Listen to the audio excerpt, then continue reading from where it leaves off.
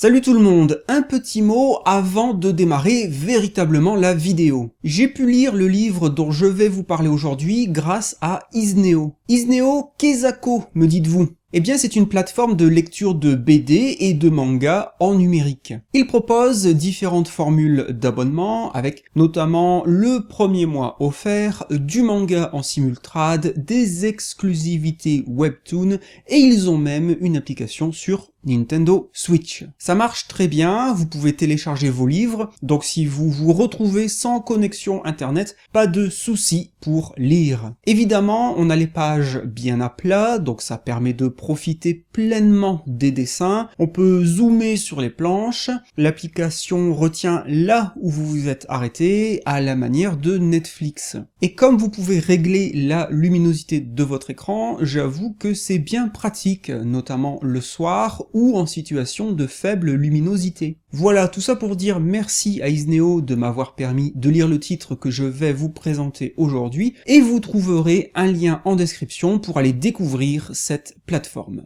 Et maintenant, la vidéo peut commencer.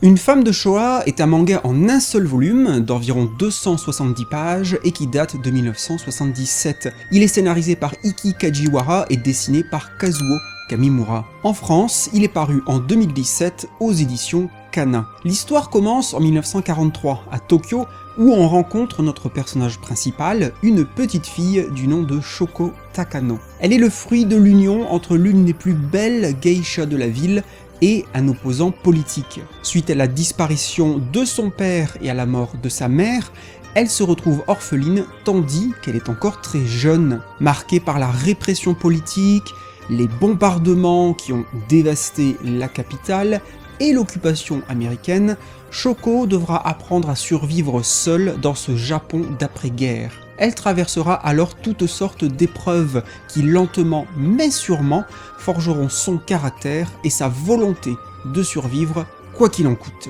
On a ici un personnage non seulement de femme forte, mais qui est même décrite par certains personnages comme étant plus fortes que les hommes. Dans ce manga, les femmes sont souvent des victimes, mais elles prennent leur destin en main, elles sont les exécutrices de leur vengeance. L'héroïne utilise l'adversité pour en tirer des leçons et devenir plus forte, et elle n'a pas nécessairement besoin des autres. Elle perd son innocence très jeune, mais gagne ainsi les moyens de survivre dans cet enfer d'un Japon vaincu. D'ailleurs, on voit à maintes reprises la présence des soldats américains et l'humiliation des Japonais qui en découle. Ici, les soldats vainqueurs sont tout sauf dépeints sous une lumière flatteuse. Cet élément et ce contexte rajoutent une couche historique au manga.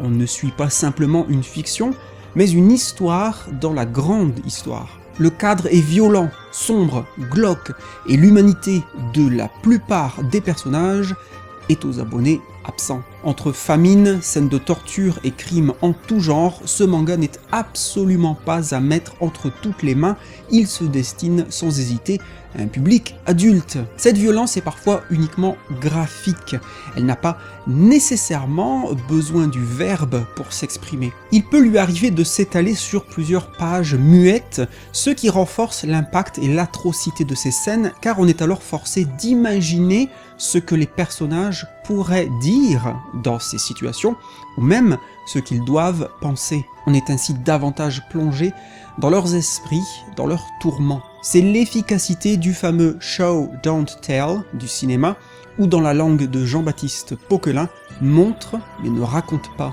Et l'innocence de l'enfance n'est en aucun cas à l'abri de cette ambiance désenchantée, elle est même aux premières loges, notamment au travers des nombreux orphelins sans abri, nés de la défaite japonaise. Il y a dans cette œuvre plusieurs thèmes, plusieurs idées en filigrane, comme celle de la transition, de la transformation. Par exemple, on verra l'image d'une goutte de sang se transformer en un ballon pour enfants. Les auteurs utilisent potentiellement cette allégorie pour montrer que la violence du monde n'épargne personne, y compris les enfants. Un peu plus tard, on retrouve la même idée de transformation, avec du sang qui est remplacé par une pomme. Là où la mort fait couler le sang, la pomme regorge de vie, et ces deux vérités existent pourtant dans le même monde. Elles ne sont pas opposées, mais liées, tout comme la mort de la mère de Shoko rendra notre héroïne plus à même d'affronter la vie. Cette notion de lien, on la retrouve également au travers de certaines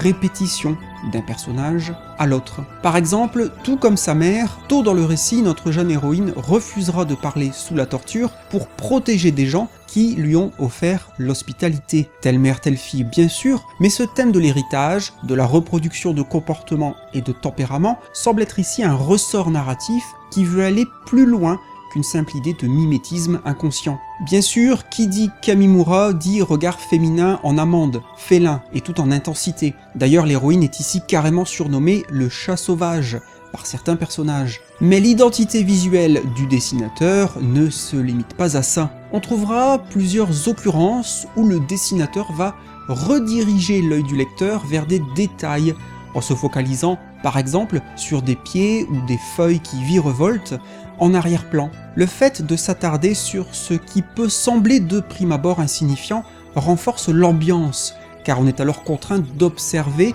de s'imprégner de l'atmosphère et ainsi de mieux saisir le moment. On ne sera pas surpris alors d'apprendre que Jiro Taniguchi fut assistant de Kamimura. Il y a parfois des planches en pleine page qui, bien qu'elles affichent le style inimitable de Kamimura, suintent d'un réalisme impressionnant. On peut y voir à la fois la froide inflexibilité des lignes architecturales, le dégradé d'un ciel saupoudré de nuages, tandis que les personnages s'affairent à des tâches des moins romanesques. On pourrait méprendre ces planches pour des clichés d'époque, avec cette maîtrise insolente de la lumière et des ombres dans cette mise en scène de l'anodin. Ailleurs, d'autres pleines pages proposent un caractère beaucoup plus stylisé, organique, dynamique, comme ces planches qui évoquent des estampes ou des tableaux. Celles-ci affichent un visuel qui s'éloigne d'un certain réalisme, notamment grâce à l'utilisation, a priori, d'encre de Chine qui donne un rendu plus imagé,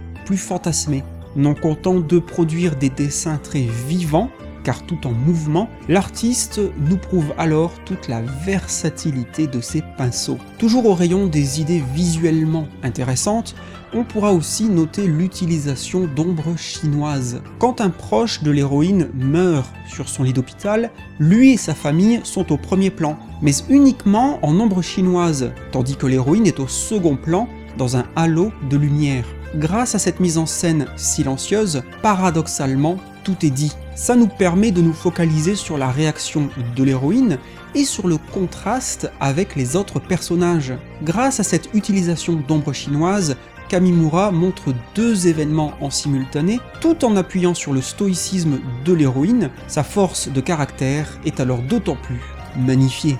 En conclusion, on peut dire que nous avons ici un manga qui, une fois de plus, ne pourra pas laisser indifférent, qu'on y adhère ou pas. Certes, il recycle pas mal d'idées ou de thèmes qu'on trouve souvent chez Kamimura, bien qu'ici il ne soit pas scénariste. La vengeance, la survivance, ainsi qu'un personnage central féminin écorché vif, ce sont bien sûr des éléments familiers chez le bonhomme. Mais là où on pourrait reprocher à un autre la redite, le réchauffé ou la lassitude, le fait est que Kamimura et ses comparses scénaristes maîtrisaient leur art à la quasi-perfection. Ici, il n'y a pas de fioriture, pas de perte de temps, pas de quête secondaire pour faire du remplissage. Tout y est à sa place, dosé avec justesse, et bien entendu dessiné avec un art insolent. Là où par exemple, j'avais trouvé la dernière partie de Lady Snowblood pas très utile, ici nous avons un récit beaucoup plus condensé, qui va à l'essentiel, et donc potentiellement plus efficace. Attention, ça ne veut pas dire que vous pouvez faire l'impasse sur Lady Snowblood, bande de petits mécréants.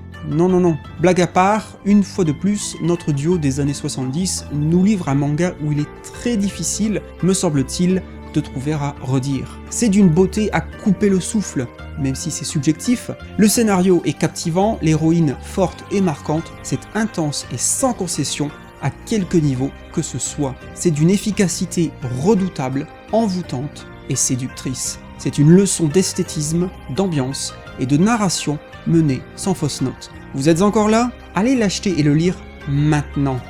Voilà, on arrive à la toute fin de cette vidéo, bien évidemment, et j'en profite pour vous informer ou vous rappeler que j'ai lancé une campagne de dons sur GoFundMe, vous trouverez le lien dans les commentaires et sous la description de cette vidéo. Voilà, j'ai de plus en plus de soucis avec mon PC, tout simplement, comme je n'ai pas les moyens à l'heure actuelle de pouvoir m'en acheter un nouveau, et que mon PC a maintenant plus de 11 ans. Je fais appel à vous si vous le souhaitez et si vous le souhaitez uniquement, il n'y a aucune obligation.